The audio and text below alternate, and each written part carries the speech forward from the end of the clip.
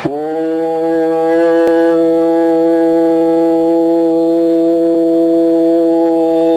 ஈஸ்வரா குருதேவா. எனவே நாம் சுவாசிக்கும் போது உள்ளே ஏற்கின்றது. உதாரணமா, இன்று நம்ம இடத்துல பட்சிகளோ மற்ற மிருக ஜந்துகளையோ அதுக்கு எந்த எண்ணமும் இல்லை.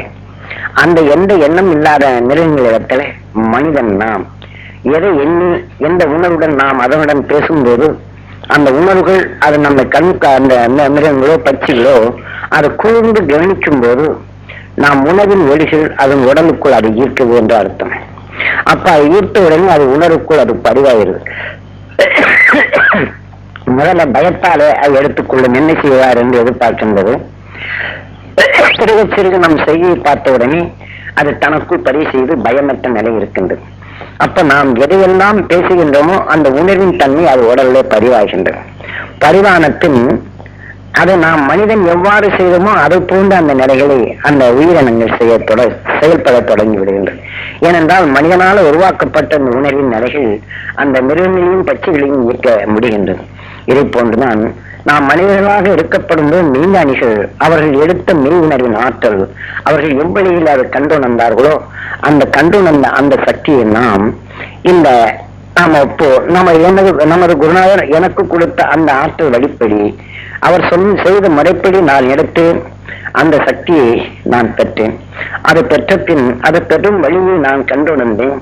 ஆனால் அதை பெற்ற பின் எல்லோரும் நீங்க பெற வேண்டும் என்று அதே உணர்வின் சக்தியை நீங்க செவி கொண்டு கேட்டு அந்த உணர்வின் அறையை பதிவு செய்யப்படும்போது இது உங்களுக்குள் பதிவாகின்றது. இப்படி பதிவாகும் போது இந்த ஆற்றலை நீங்க இந்த சூரியகாந்த தியானத்தை நீங்க எடுத்துக்கொண்டால் அந்த ஆற்றல் உங்களுக்குள் வளர்ச்சி பெறுகின்றது.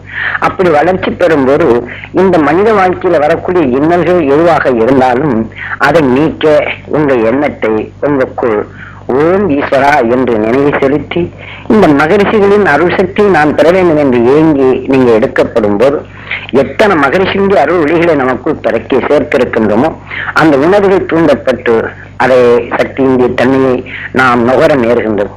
அப்படி நுகரும் போதுதான் நம் உடலுக்குள் உயிருக்குள் பட்ட உடனே அந்த உணர்ச்சியின் எண்ணங்கள் நமக்குள் ஆத்திரமோ கோபமோ பயமோ இவைகளை தடைப்படுத்துகின்றது. அந்த உணர்வின் சத்து நமக்குள் உண்மையா சேர்ந்து நமக்குள் ஆற்றல் மிக்க சத்தாக அதை விளைகின்றது. அவ்வாறு விளைந்த உணர்வு சத்துதான் இந்த மனித வாழ்க்கையிலே ஒவ்வொரு நிமிஷமும் நம் உடலுக்குள் விளைந்து அது நாம் உயிராத்மாவுடன் இணையப்படுத்தும் போது அவர்கள் எவ்வளியிலே விண்ணிலே சென்றார்களோ அவ்வழியின் ஆற்றல் நாம் வளர வளர நமக்கே தன்னிச்சையாக அது புலப்படும்.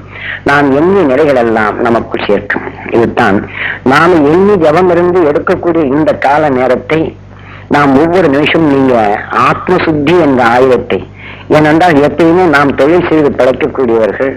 ஆனால் ஒவ்வொரு நிமிஷம் எதிர்கொண்டு நம்மளை தாக்கும் மனித வாழ்க்கை புதுயீட்டும் பிடிப்பும் உணர்ச்சிகள் நம்மை தாக்கும் போது அதிலிருந்து விடுபடுவதற்கு நாம் எடுக்க வேண்டிய முயற்சி இந்த ஆத்ம சுத்தி. அது எத்தனை பேரம் வேணாலும் எடுத்துக்கொள்ளலாம்.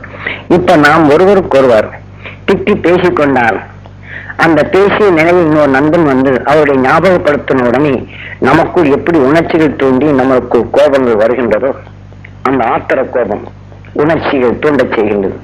அதை போல நாம் எடுத்துக்கொண்ட இந்த தியானத்தின் நிலைகள் எப்ப இந்த மனித வாழ்க்கையின் நிலைகள் நம்மளோட உணர்ச்சிகளை தூண்டி நமக்கு காரமோ கோபமோ இந்த செயல்களை செயல்படுத்தும் போது அந்த அடுத்த நிமிஷமே நாம் நினைவு கொண்டு அந்த மகரிஷிகளின் அருள்சக்தி பெற வேண்டும் என்று நாம் உயிருடன் தொடர்பு கொண்டு ஈஸ்வரா என்று புருவ மத்தியில எண்ணத்தை செலுத்தி அந்த மகரிஷிகளின் அருள்சக்தி நான் பெற வேண்டும் என்று ஈர்க்கும் நிலை வந்துவிட்டால் நாம் ஒவ்வொரு நிமிஷமும் இந்த மனித வாழ்க்கையிலே நாம் அந்த மகரிஷியின் அருள் சக்தியை நாம் பெற முடிகின்றது. அதே சமயம் சப்தரிஷி மண்டலங்களிலிருந்து வரக்கூடிய சக்தியும் சுலபத்தில் பெற முடிகின்றது. ஏனென்றால் நாம இதற்கு தனித்து நீங்க ஜபம் இருந்து அதே 24 மணி நேரம் நீங்க சுவாசிப்பது என்பது அது ஒரு நடவாத காரியம். அப்படி நின்றவர்கள் பிறகு ஏனென்றால் சகல வசதிகளும் இருந்தது, அரசன் என்ற நிலைகளில் அவர் பெற முடிந்தது. நாம் இன்று வயிற்றுக்கு பார்க்க வேண்டும். இருந்தாலும் அவர் எல்லா நிலையிலும் அவர் இருந்த இடத்துல பெற முடிந்தது. நாம் எல்லாம் தொழில் செய்து மற்ற வாழ்க்கையுடைய நிலைகளை ரதங்களை ஓட்டிக் கொண்டிருக்கின்றோம். அதில் எப்படியும் உணர்ச்சி நமக்கு அது சிக்குங்க அதன் வழியிலே நாம் இட்டு சென்று விடுகின்றோம். இதை போன்ற நிலைகளை நாம் மாற்றுவதற்கு அந்த ஆத்ம சுத்திங்கிற ஆயுதம் ஒவ்வொரு நிமிஷமும் நீங்க எங்கிருந்து இயங்கினாலும் அந்த இடத்திலே நீங்க அந்த ஆற்றலை நீங்க பெற முடிகின்றது. அதனால இதை கவனமா வைத்து இது உங்களுக்குள் பதிவு செய்கிறோம். இப்போ குருநாதருடைய பாடலை கொஞ்சம் பாடிட்டு அடுத்து நாம் தியானம் இருக்கக்கூடிய வரை சொல்லிட்டு அடுத்து பிறகு மகரிஷியுடைய நிலைகளை பேசலாம். நாம இதுவரையிலும் இன்றைய நிலையை கூட எடுத்துக்கொள்ளும். இன்று முழுவதற்கும் நாம் உடலுக்காக வேண்டி உழைத்தாலும் இப்ப நாம் எடுத்துக்கொண்ட இந்த அரை மணி நேரம் நம்முடைய உயிராத்மாவுக்கு சேர்க்கும் சொத்து. இது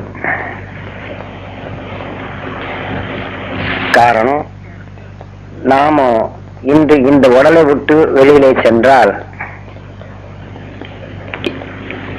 நாம் எத்தகைய உடலின் உருவம் பெறுவோம் என்று நினைப்பது மிகவும் கடினம். ஆனால் நாம் தியானத்திலே இருந்து சப்தரிஷி மண்டலங்களின் ஒளிக்காந்த சக்தியை நாம் பெற்று உடலில் இருக்கக்கூடிய உணர்வுகளை ஒளி அணுக்களாக மாற்றி நம் உயிராத்மாவுடன் சேர்த்து நம் உயிரின் துடிப்பு எவ்வாறு அது இருக்கின்றதோ இந்த உயிரின் துடிப்பு கொண்டுதான் நம் உடல் இருக்கக்கூடிய காந்த அணுக்களின் இயக்கமும் அந்த காந்த அணுக்களுக்குள் தான் கவர்ந்து கொண்ட உணர்வின் சத்தை அந்த காந்த அணுக்கள் அது உருப்பெறச் செய்வதும் அந்த உருப்பெற்ற இந்த உணர்வின் சக்திகள் நம் உயிரான அந்த காந்தத்துக்குள் இணைந்து கொள்வதும் அப்படி இணைந்து வளருவதுதான் கடைசி நிலை. ஆக நமக்குள் இருக்கக்கூடிய காந்த செல்கள் வெப்ப காந்தம் என்பது, அதாவது ஒன்று ஈர்ப்பதும் மற்றொன்று தனக்குள் அந்த ஈர்த்து மோதும் போது அது வெப்பமாகி எடுத்துக்கொண்ட சத்தின் தன்மை அது தனக்குள் இணங்கி அந்த சத்தோட மனதை அறிய செய்வதும் உணர்வு இயக்கச் செய்வதும். இவ்வாறுதான் ஒரு அணுவின் தன்மை. ஒரு அணுவிற்கு சாதாரணமா காந்தம் ஈர்க்கும் நிலை, தனக்குள் ஒன்றை எந்த பொருளை தனக்குள் இழுத்துக் கொள்கின்றதோ அப்பொருளை அனைத்தும் ஒன்று சேர்த்து இணைக்கும் தன்மை. அந்த காந்தத்துக்குள் மறைந்திருக்கக்கூடிய வெப்பம் அந்த பொருளை இந்த வெப்பத்தினாலே காந்தத்தால் ஈர்க்கப்பட்ட சத்தின் தன்மையை தனக்குள் ஐக்கியப்படுத்தும் சக்தி. இப்ப நாம் ரெண்டு பொருளை நாம் சேர்த்து இப்ப ஒரு வெப்பக்காந்த அணு பூமியிலிருந்து வெளிப்படும் இப்போ வெள்ளி தாதுவான சத்தின் ஆவிகள் வெளியில வரும்போது பிரபஞ்சத்திலிருந்து வரக்கூடிய ஒரு அந்த வெப்பகாந்த அணு அலைகள் இந்த வெள்ளி தாதுவின் சத்துவை அந்த அலைகள் தனக்குள் கவர்ந்து கொண்டு அது சென்றாலும் அடுத்து இதை போன்ற மற்ற தாதுகளின் சத்துகள் வெளிப்படும் போது அது வேறொரு அணுக்கள் அது கவர்ந்து வெப்ப காந்தங்கள் கவர்ந்து கொண்டாலும் அதற்கு அடுத்து இது கவர்ந்து அலை அலையாக அது செல்லும் போது இன்னும் மற்ற தாதுகளை கலந்த அணுவும் இந்த வெள்ளி தாதுவை கலந்து கொண்ட ஈர்த்து கொண்ட இந்த வெப்பகாந்த அணுவும் ரெண்டும் மோதும் போது மோதிய உடனே அது வேறொரு தாதுவின் சத்தை ஓர் அணு அலை எடுத்துக்கொண்டிருந்தாலும் இன்னொரு அணுவின் அலைகள் அந்த வெள்ளித்தாதுவின் சத்து ரெண்டும் இணைக்கப்படும் போது வெப்பக்காந்தங்கள் கூடுகின்றது. ரெண்டும் வெப்பகாந்தங்கள் சக்தியின் ஆற்றலா கூடுகின்றது. அதிகமான காந்தத்தை உருப்பெற செய்வதும் அதிகமான நிலைகளை ஜூடு உண்டு பண்ணி ஒரு சத்தை உருவாக்கும் ஆற்றல் தருகிறது. மற்றொரு தாதுவின் சத்துடைய தன்மை ரெண்டும் இப்ப இரும்பு தாதுன்னு வச்சுங்களேன், அந்த இரும்பு தாதுடைய சத்தை இன்னொரு அலைகளுடைய தன்மை ரெண்டும் ஒன்றோடு ஒன்று இது எடுத்துக்கொண்ட பின் இந்த பூமியில பரவ போகும்போது இந்த அணுக்கள் ரெண்டும் மோதும் போது இதற்கு ஒன்றோடு ஒன்று மோதிய உடனே ஜூடாகின்றது.